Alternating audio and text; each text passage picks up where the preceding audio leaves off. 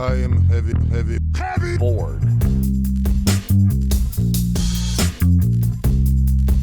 I may say that the male is entirely hostile. No! Resources. Life, friends, is boring. We must not say so. If you're hearing this, you're listening to the free version of Heavy Board. If you'd like to hear the full episode, become one of our subscribers at patreon.com/heavyboard. For less than 1 cup of coffee per month, you will receive full access to uncensored episodes, jerk shop, special dispatches, bonus interviews, and more. Come join the conversation today at patreon.com/heavyboard. Being bored, Some activities are intentional, right? it shows such a lack of gratitude for life. Bored. I aspire to boredom, I should say. Bored. Heavy. I am heavy Bored. I kind of feel that same way, but I just, the cliche is the easy one. Just keep that in mind. The cliche is easy to see. But then let's say, okay, so if I open up a book right now, let's say I open up, whatever, we're going to go to this. We talk about bad examples here in a second, but if you go to Poem a Day, right? Let's say you go to Poem a Day, and you read the bullshit that they publish on that website. Like, if every poem that I read that month is about the same fucking thing, usually some type of contemporary politics, that's what a lot of it is. So any type of contemporary politics, well, I'm bored by the time I get to the second, third, fourth poem, even though they're all written by different people, right? Because they're all saying the same fucking thing. And I can read that if I scroll a social media timeline. Therefore, it's not exactly cliche, not yet at least, will be soon, trust me. But like, that is something so that I could criticize the content, because like you always hear me ask this question is like, what is it saying? Like, what is the saying? Like, and it's always just, if you're saying the same thing that everybody else is saying, are you really doing anything original? I would say no. But I guess you could go to topics, like if you go to big, broad topics that can very easily be abstracted. And that's what I mean is I'm not talking necessarily about things like death, life, or even in the Dickinson example, right? Truth. Those can be broad. They can be abstracted to meaninglessness. I'm talking about literally the same exact content. Does that make sense? Yeah, I think so. But yeah, so what makes a great poem? Structure, content, originality. Start there. And then other than that, it's personal. And even within that framework, it can be personal in terms of preferences, things that you value more in poetry than others. So if you value what we would call structure and or received forms more than the average person, which is almost nobody in contemporary poetry, you're going to put more of an emphasis on something like that. And something like Hopkins would be more of what you would call a great one, right? If you want to put more emphasis on content, well, then you're not paying attention to any of the other two, right? Like when you go on Poem a Day, guess what they're writing about? I bet you can't guess. What they're writing about. Usually it's just a summary from the New York Times, whatever it is. Like that's really what bothers me most about contemporary stuff right now, but sure. Yeah, there are a lot of things that bother me about it. What would you say makes a great one, or change? I mean, no, I think that's all adequate, right? I think it's really hard to pin down. I think, there's the famous Emily Dickinson quote where she says something like, the only ways that she knows that she's read a poem is it feels like the top of her head has been taken off. All right. And I think that's getting a little mystical about it, which we don't always love. But I think there's some truth to that, right? Like when you read it, like you shouldn't be impartial to it, And sometimes you will be, right? Like sometimes we encounter great poems that it takes you several reads to really discover why it's great. I think there's some truth to that, but ideally, when you read a poem that's great, it's like, yes. But that's not always true. Yeah. So that's what makes a great poem. And this is what Bloom says too. We talked about this in the Bloom episode. He calls it a felt change. Dickinson Yep. says top of your head coming off, mind blown, right? Mind blown emoji. Everybody can think of that. And that is an internal feeling, right? So that is something that has like been set off inside of you. That's the biggest measuring stick you can ever have in terms of determining what a great poem is or not. And that can happen. So like we're going to read Bukowski eventually because Bukowski is one of my favorites. I would never say that Bukowski is a good structural poet. I would never say that because if you look at his stuff, the structure is non-existent. He clearly had no idea what poetry structure was. Like I said, and then this is a good example of where that stupid saying about writing or whatever, you have to learn the rules before you can break them. I think Bukowski proves that's not true at all. He clearly didn't know any of the rules and he just fucked around and found out. And a lot of it's garbage. The great ones are fucking great. Okay. Like, Yeah. even though they fail the structural type of aspect, and that's me personally doing that. Other people could argue with that. So when you feel what makes a poem a great poem, well, if it gives you that kind of felt change, the top of your head coming off, mind blow, whatever it is, and not every great poem has to do that, but usually the great ones hit somewhere inside of you, that internal feeling that you feel. And that can vary to degrees, right? That could be a little bit, it can touch you a little bit, it can touch you a lot. So all of that matters in terms of how you say this poem is great or not, right? So when we read Bloom, you can go back and listen to that, listeners, if you're curious. He calls this that felt change, and I think it's a good way to describe it because he's basing a lot of his ideas, a lot of his opinions on these things. What is good, what is great, what is the best thing you've ever read? Well, that's all dependent on that internal feeling and the degree of which you feel it. And that's different for everybody. So that's what makes this a little bit complicated. So a little bit, you're just going to hear what makes a great poem to me and what makes a great poem to Sophie, right? Those are what you just heard us talk about. Not necessarily a great poem to you, although there is, and again, this is where it gets blurry, there is some objectivity involved in assessing something like that. Yeah, and I would say we end up liking a lot of the same poems and hating a lot of the same poems, regardless of the fact that we tend to be drawn to pretty different things most of the time. Yeah, well, that's just because we like click with all that stuff. We just have similar tastes. So we tend to overlap with our tastes. But you'll even hear us if you listen to our catalog. And if you're listening to this, you're a subscriber and probably have. There are points of difference. So there's difference in that as well, even though we overlap more than we differ, Sophie and I, in our taste or what we would call our own felt changes that allow us to call a poem great or not. But I think we hit that pretty good. I mean, that's like an hour on great. And I'll clean that up in editing. But it's like the next couple of questions, this one, they start to get into kind of the writing aspect. So that's more of a reading aspect, what Sophie and I just talked about in terms of how you use a certain criteria to assess a poem. And then, what would you say makes a great poem type thing? What is that? Just pulled up Poem a Day. So I copy and paste the author photo. Jacob Griffin Hall. Thank you, Jacob Griffin Hall, for contributing your author photo to our podcast. Oh, do you want to hit what? Well, let's fucking chat. Yeah. Thought I'd just share the Poem a Day with you. We love Poem a Day. I don't. From poets.org. Yeah, no, we hate it. It's awful. Yeah, it's terrible. But thank you again, Jacob Griffin Hall. We appreciate you. This is the one they published today. Yeah, this is from today. 29th of September, listeners. Did you want to talk about this one or did you want to hit the next questions? Let's just hit the next questions. All right, so the next ones, as I was switching off here, those first two questions were kind of about how to assess the criteria and then how to call a poem great or how we would feel comfortable doing that.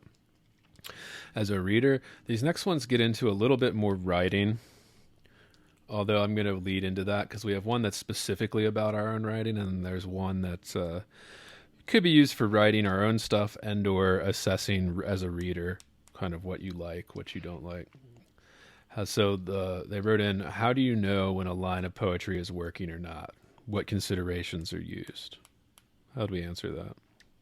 Oh God, so much. I mean, first, is it fucking boring? Like, that's like one of the first questions I feel like I ask myself when I like the first line of a poem, right? Oh God, it's fucking boring. Does this suck? Um, so I think a lot about what a first line of a poem is going to be, probably more than is like healthy. Um, so that's one of my first questions. Is it fucking boring? Could this be said in a more exciting way? Alternatively, is this too fucking convoluted? Is this overwrought? Is this trying too hard to like, are you writing? So much like a form can help you, right? By painting you into a box, it can also sort of fuck you up, right? Like if you are writing a poem that doesn't need to be in a form and you are trying too hard to write to the end rhyme, it might not be working. I don't do a lot of highly formal stuff, but I would say, is the rhythm working? If I'm revising, the rhythm often the way it sounds is often a big guide for me. I would say line to line. That's one of the biggest. Does it make sense when I walk away from this and come back to this, 24 hours later, a week later, a month later, a year later? Does it still make sense to me out loud? As in, do I know what the fuck I was saying? Because if I don't know what I was saying, a reader isn't going to either. Those are the big questions for me. Is my structure sort of repetitive? Do I want it to be?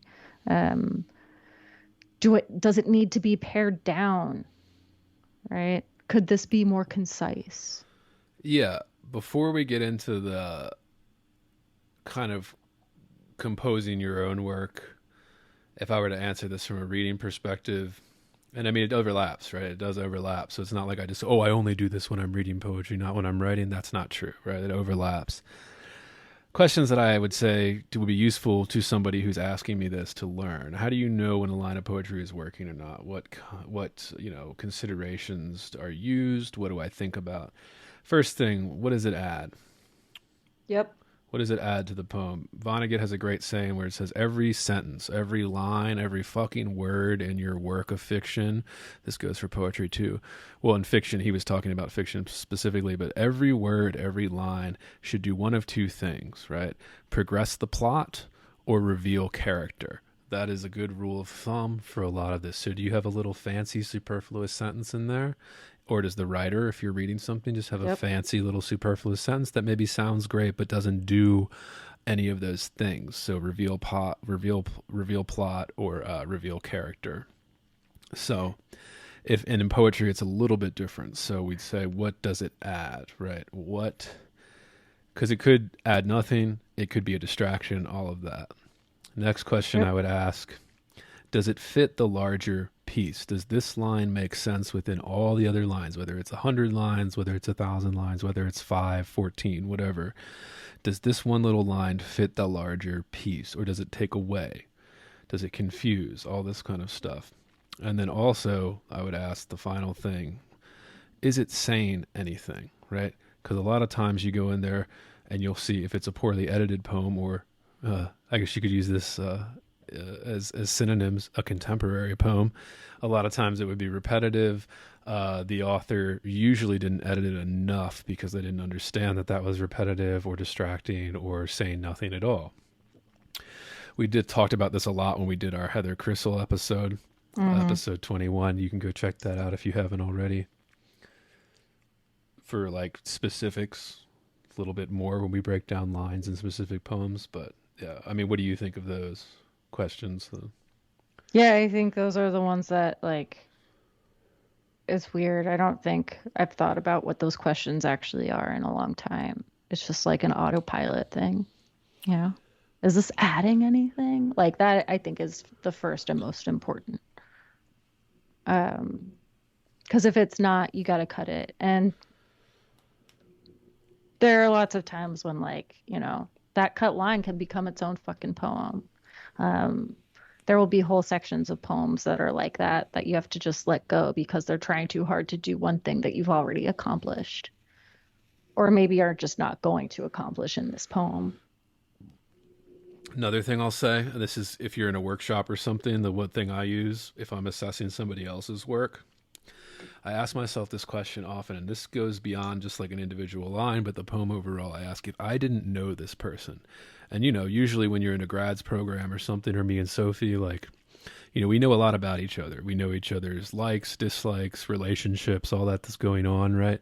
I ask myself, if I didn't know this person, like if I knew nothing about them, would this still make sense to me? Or am I projecting what I know about them as a friend into the work? And I think this is a big, crucial step that a lot of people don't take, particularly in graduate level workshops, where if you do the work to take that extra step after a few reads, going over structural stuff, grammatical errors, whatever you see, word choices, all that kind of bullshit. But then to kind of go back and be like, does this make sense if I don't know who the fuck you are? I.e., somebody who would read this on the internet in Poem a Day or something like that, right? A stranger that doesn't know anything about you, your life, your sexuality, anything like that, right? Does it still work? And a lot of times, especially at the graduate level with this stuff, usually it doesn't, right? If you're curious, it usually doesn't work if we don't know when we are in, if we are not in this current moment in time. This one happens quite a bit too, right? People think they're saying something big about some big thing that has occurred without ever referring to the event or to the time period that it's occurring in. And then you're like, oh yeah, if this thing hadn't been in the news yesterday, I would have no fucking idea what this poem was referring to. Or it would just be really vaguely about, a kind of event, right? At which point it no longer really carries as much weight. But yeah, I agree. I think we fall prey to that a lot. I've definitely fallen prey to that. And this overlaps with the structure. This overlaps with structure, content, originality, all of that, right? So I wish we could say hard and fast rules, but we just can't do that with an art form like this. There are some structural rules you can refer to and be objective about, but it is very difficult to just kind of have that be the tell-all, end-all. This is the rule. You can't break the grammatical structure, or you can't do something like that. But we all know that's not true. It overlaps. So that's how I would kind of know if a line is working or not. And this goes to the last question, right? And there's some overlap between the last question and this question. That's why I set them up this way. How do you assess your own work? So us personally, Sophie, our creative work. We've already touched on it a little bit, but... Yeah, I already sort of talked about it for myself because I dove right into this question, I guess. Well, they overlap. That's why I said it. An asshole. No, I mean... Same type of thing. So it's not like I would stop using those questions that I already said in terms of assessing something I was reading. What does it add? Does it fit the larger piece? Is it saying anything? I would use all those too, but like I would go a little bit further when I'm assessing my own. And I have two different methods for that. It's the same method, but I write poetry, I write fiction. I write both. And nonfiction, I write all of them. So there's not that the method differs, but it is a little different when you're applying to longer form stuff, to poetry, all of that. Well, and it also okay, so let's start with you. How do you assess your own work with poems other than, individual lines? Like, what does it add? Well, I have a process, and this is why I saved this one for last, because it gets into processes, and if the listeners want to know our processes, well, here it is. There are steps, right? I say editing process or editing steps. So biggest mistake I see, and a lot of times I see this in a lot of contemporary stuff, i.e. Poem a Day, the easiest part is that moment of inspiration. Easiest part is that moment of initial creation, right? That's the part where you're just kind of making something up out of your head. There it is, right? A lot of people stop after that because that takes a lot of time. That takes a lot of energy. So they'll be, oh, okay, that's, I did this. I created it. Don't you think it's great? And that's when you feel at your best too, right? Like Yeah. you're like, yeah, I did it. I made it. It's great. We all think we're hot shit after we first like write a poem that we think is decent. Yeah. But yeah, that's just step one. Then I have a rule. So my rule when I write poetry and or fiction, both, I write the first draft. First draft, I don't worry about errors, spelling, logic, nothing. It's written. Then I let it sit. I usually let it sit for a couple months. I won't go back to it for at least 3 months, depending on what it is, how it is, sometimes longer. Some fiction pieces, poetry pieces, I'll let sit for a year before I go back and do a second draft. So before I even get into like, does this suck or not, I'll usually do about 2, maybe 3 drafts before I start going, does this actually fucking suck? What do you do, so? Yeah, so I would say my process is very different from yours. I'd probably benefit from using some of your process, but I care a lot about all the things that you don't care about when you're doing a first draft. I get really hung up on grammar. I get really hung up on line breaks and like whether something makes sense. That's always been one of my big problems as a writer, making sure that I'm not so in my head, right? That I can make things make sense to somebody else. So that's like one of the first things that I'm always looking at. I'm really concerned with how a sentence sounds, with how a line sounds. So I get really hung up on these things in the first draft. And if I think it's worth a shit, I will come back to it.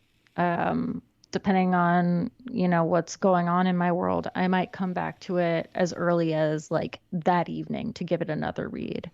If I wait until, a day later, sometimes I'll be like, no, this is garbage, and I'll want to walk away from it. So I try to stay in that window where I'm still kind of feeling good about it and I'm still pushing for it to be better, to start revising.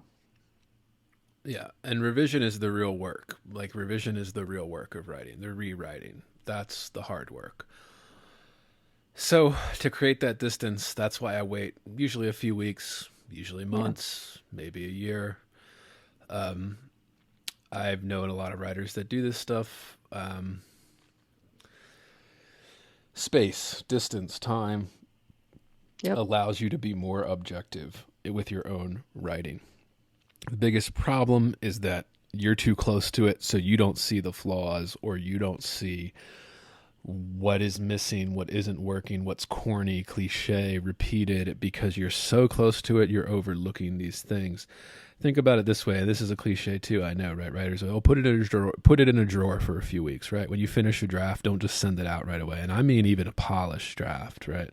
So if you're on draft 4, 5, 6, 7, right, whatever it is you need to do to get that particular piece in shape, sit it down and take a couple weeks. I know Stephen King he has a rule 6 weeks when he finishes a novel draft. And then when he finishes a novel draft, he usually has done 3 drafts by that point. And he says he puts it in a drawer and then waits 6 weeks before he pulls it out and reads it again. And what that does is essentially allows you to be more objective over what you wrote, because you're not in that same headspace. You're not even the same fucking person you were when you wrote that shit, okay? Like three months ago, or 2 months ago, or a year ago, or even yesterday, right? You're not the same fucking person. That helps you see your work for what it is, right? What needs improvement, what doesn't, what's missing. And these little things, rhyme scheme, word choice, all of that. Look at Robert Lowell, right? Robert Lowell did not write perfect, complex rhyme schemes on the first, second, third, fourth draft, right? These were all done much later. He writes the poem, he knows what he wants to do with it, and then he spends months, years probably, on some of these longer ones. Yeah, I mean, look at drafts of Elizabeth Bishop.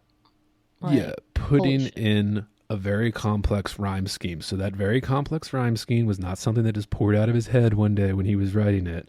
It did come out of his head, but it took months, years of going back and looking over the rhyme scheme, making it as perfect as can be type thing, given how complex a lot of Lowell's early rhyme schemes are. Joan Didion, I know for a fact, she always said, right, she would do her writing in the morning, right? She'd have her afternoons, whatever. And then after dinner, she said she would have a drink, or, you know, if she ate dinner, right? Didion famously had an eating disorder, right? She would have a drink, and then she would reread what she wrote that day. And she said the drink and taking that time were so important. Why were they important? Well, because her, a few hours later, having a drink, she's not the same person she was when she wrote that a few hours earlier without, you know, alcohol in the system or whatever. Some people do that. I don't recommend using alcohol, although a lot of writers think they need to be alcoholics to be writers, but that's not true. But if it helps you to separate yourself from whatever amount of work you put in and feel really good about on the piece earlier that day, then, you know, go ahead and do it. And these are all little personal things. Like, you have to find what works best for you. My biggest thing, what I normally find, is most people don't want to do the work. Most people don't want to do the work it takes to write something to completion. They want to do the first part, the fun part, the creating it out of thin air. That's a lot of fun. It's a lot harder to edit it down, make it perfect, all that kind of stuff. What were you saying? Bishop's another one they use in writing classes to show editing. Yeah. I mean, you'll see, like, you know, famously, it's a villanelle. She has a famous villanelle called One Art. You can just go look up the drafts of this poem. Right? It's been archived. It's pretty wild. Yeah, it's pretty wild. Like, you can see, like, oh, okay, that's not, like, there's nothing sexy about her first draft. Like, there really isn't. National Gallery in DC, last time I was home and I went to it with my wife, there was a great exhibit on handwriting called The Art of Handwriting at the time. And they were talking about the art of handwriting, but a lot of it was just famous writers, famous artists. Like, there was a couple letters from Jackson Pollock and stuff that, like, they had under the museum glass you could go read and look at and shit like that. And they all say the same thing, no matter what art form you're doing. I mean, they talk about the same fucking things, like this kind of editing, reworking, redoing it. Like, it's, you have to do your own thing, but there's no getting around that. Like, you're not going to shit out a perfect first draft. Yeah. I rarely shit out a first poem that's a whole poem. Yeah. I mean, like, I don't know if you shit gold, but, like, maybe you do. It's probably not perfect yet. No, but that's usually rare if it were to come out all in one go. That would be pretty rare. Yeah. But not impossible if you're somebody that does it daily. That's the thing too. How do you assess your own work? Well, and then after you've done a few edits, you have to be ruthless, right? We love Berryman. You'll know it if you don't know it already. He has a great quote that says, "One must be ruthless with one's own writing, or someone else will be." Right? Yeah. Someone will be fucking... And this actually is the benefit of workshops. So if you have somebody in your workshop that hates you, like just hates your guts, right? And I know you all have somebody in your workshop that has that, fits that criteria at least. I purposely would give it to somebody who hates me, who hates my work, hates my style. And I bet, well, what do they think? Because they're going to do everything they can to be ruthless with my work. Yeah, they're going to try to hate it, even if right. it's good. Exactly.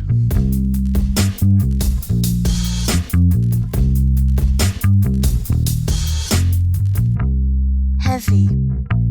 Bored. Heavy. I am heavy, heavy, heavy. Bored.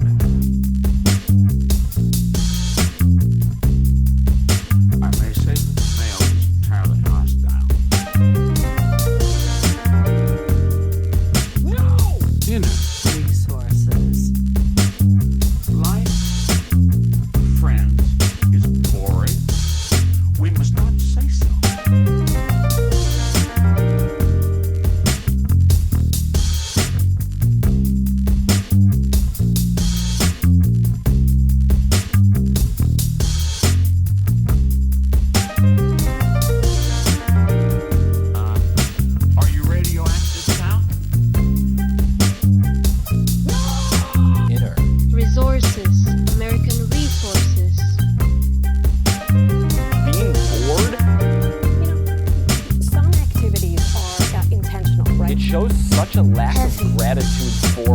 life forward.